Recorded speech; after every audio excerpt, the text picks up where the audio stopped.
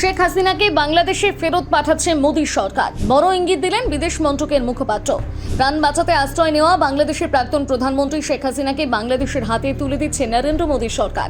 এ বিষয়ে বড় ইঙ্গিত দিয়েছেন বিদেশ মন্ত্রকের মুখপাত্র রণধীর জয়সওয়াল। সাংবাদিকদের এক প্রশ্নের জবাবে তিনি বলেন, বাংলাদেশের ক্ষমতাচ্যুত প্রধানমন্ত্রী শেখ হাসিনাকে ফেরত পাঠানোর অনুরোধ পর্যালোচনা করা হচ্ছে। আমরা আমাদের বিচারিক ও আইনি প্রক্রিয়ার অংশ হিসেবে অনুরোধটি খতিয়ে দেখছি। 2024 সালের 5ই আগস্ট সেনা অভ্যুত্থানের মুখে ঢাকা থেকে পালিয়ে নয়া দিল্লিতে রাজনৈতিক আশ্রয় নিয়েছিলেন বাংলাদেশের তৎকালীন প্রধানমন্ত্রী শেখ হাসিনা। তারপর থেকে দিল্লির এক গোপন ডেরায় রয়েছেন। গত বছরের নভেম্বরে বাংলাদেশের আন্তর্জাতিক অপরাধ ট্রাইব্যুনাল জুলাই অভ্যুত্থানে গণহত্যার অপরাধে বঙ্গবন্ধু কন্যাকে মৃত্যুদণ্ডের সাজা শুনিয়েছিল।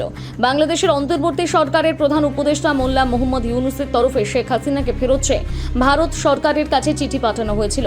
দুদেশের মধ্যে থাকা বন্দী প্রত্যর্পণ চুক্তি মেনে বঙ্গবন্ধু কন্যাকে ফেরত পাঠানোর আর্জি জানিয়েছিল, যদিও ইউনূস সরকারের এই অনুরোধে সাড়া দেয়নি মোদী সরকার।